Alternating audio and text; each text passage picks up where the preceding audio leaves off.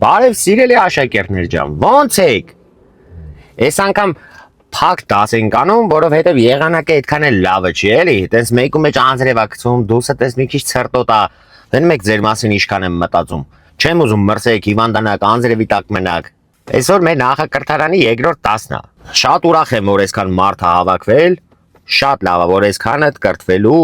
ավելի գիտակից քաղաքացի լինելու ցանկություն եք հայտնել։ Այսօրվա մեր դասը լինելու է նախորդ դասի շարունակությունը։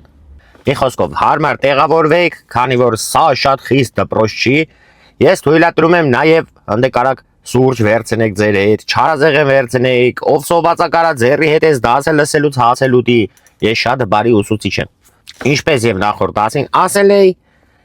Զելենսկի այցը շատ թանկ է նստելու մեր պետության վրա։ Եթե լրատվականներին հետևում եք, պետք է որ տեսած լինեք արդեն, Ռուսաստանը Մեդվեդևի մակարդակով արդեն անդրադարձել է մեր պետությանը։ Վստահ եմ, որ նախորդ դասին բերված օրինակներից ելնելով, այլևս ձեզ պետք չի ներկայացնել, թե ինչ կարա սպասվի մեր պետությանը նման դեպքում։ Հանկարծ տպավորություն չստեղծվի, որ ես փորձում եմ ամեն կերպ արդարացնել ռուսներին։ Ամենևին։ Քանի դեռ մենք փաստաթղթավորված Ռուսաստանի Դաշնության դաշնակից պետություն ենք համարվում, ուզենք թե չուզենք, մենք մեզ պետք է պահենք դաշնակցի պես։ Ախպեր, չեք ուզում այդ մարդու հետ դաշնակից լինեք։ Հարց չկա։ Ախպեր, հելեք պաշտոնապես հայտարարեք, որ գիտես ինչ կա, ռուս ջան։ Մենք ոնց որ վերանայել ենք մեր հայացքները, համի չենք ուզում ելք այդ դաշնակից լինենք։ Բայց ձեր սիրելի փերճախումբը գնում հասնում է Ռուսաստան։ Պուտինի ոտերը լվում, ջուրը խմում, արասը մենք քո ցավը տանենք, ախպեր չկա տես բան։ Այն կողից են ուզում բզեն բշտեն մեր հարաբերությունները փչացնեն։ Մենք մեր հարաբերությունները ավելի ենք զարգացնելու, հələ բուկվալի մի քանի օր հետո Պուտինի ողերիմ թշնամուն բերում ես քո պետություն, հələ մի հատ է բարձրակարգ կարգի ընդունելություն ես կազմակերպում։ Հիմա տեսնում եք սիրելի աշակերտներ ջան, որտեղ է ձեր փրկչախումբը ձեզ ուզում գցած լինի։ Ամեն հարմար ու անհարմար պահի ելնում հայտարարում են, որ մենք ինքնիշխան ենք այսուհետ։ Բայց արի ու տես, որ այդ ինքնիշխան պետությանը հյուր է գալիս Ֆրանսիայի նախագահան, այն Մակարոնը, Մակրոն, այն որ մարդը վեճնի տփում է էլի իրան։ Ախպեր եկեք իս չհամոզեք էլի, որ էդի կնիկն է ախպեր։ Իմ համար էդի մարդն է։ Մի խոսքով այդ ворց կերպարը ելնում հայտարարում է, որ Հայաստանը պետք է ազատվի ռուսական ռազմաբազայից թվով 4000 ռուսական զինծառայողներից։ Հիշեցման կարգով ասեմ, այդ ռուսական ռազմաբազան մեզ ծառայում է որպես սահմանապահ զորք, որոնք պահում են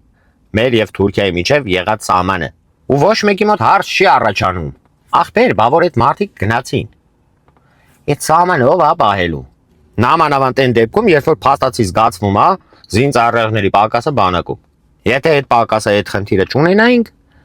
ձեզ տանից չէին կանչի 25 օրյա հավաքների, որ դուք գնաք սահման պահեք։ Հիմա որ այդ բազան չլինի, օրինակ մեկը դու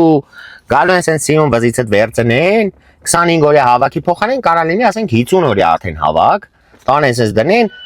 հայ-թուրքական սահմանի վրա, ասեն սահման պահի բրատ։ Եվրոպացի գալիս են մեր երկրի փոխանեն որոշումներ են կայացնում։ Մենք ինքնիշխանության էտալոն ենք կառոչի։ Շատերիդ մոտ էլ ոգևորություն էր առաջացել, բա տեսեք Ֆրանսիայի նախագահան Հայաստան է եկել։ Երեխեք ջան, հասկանում եմ, որ ձեր մոտ հիշողությունը մի քիչ կարճ է, բայց ասեմ, որ հայ-ֆրանսիական հարաբերությունները այդ Նիկոլի ու Մակարոնի ձեռքբերումը չի։ Այսինքն այնպես չի, որ Նիկոլը եկավ դառավ երկրի ղեկավար, նոր Ֆրանսիան իմացավ, որ այս երկրագնդի վրա գոյություն ունի Հայաստանի Հանրապետության պես պետություն։ Թե բա տեսակ, Մակրոնը եկավ, Երևանի փողոցներով քայլեց, բա մի քանի տարի առաջ արդյոք նման բան հնարավոր էր։ Ասեմ ավելին, ոչ միայն հնարավոր էր, այլ նաև եղել է։ Ու Ֆրանսիայի նախագահան ոչ թե ուղղակի եկել է Երևանով զբոսնել է, անգամ գնացել է Սուրբ Էջմիածին։ Հիմա հասկացաք, սիրելի աշակերտներ ջան, թե ձեր ուղեղները ոնց են հարթուկում նման ստերով։ Դրա համար եմ ասում, եկեք այս դասերին նստեք։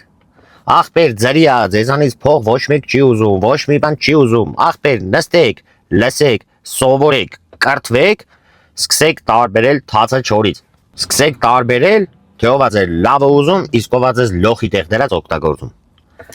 Լավ մնացեք, կհանդիպենք հաջորդ դասին։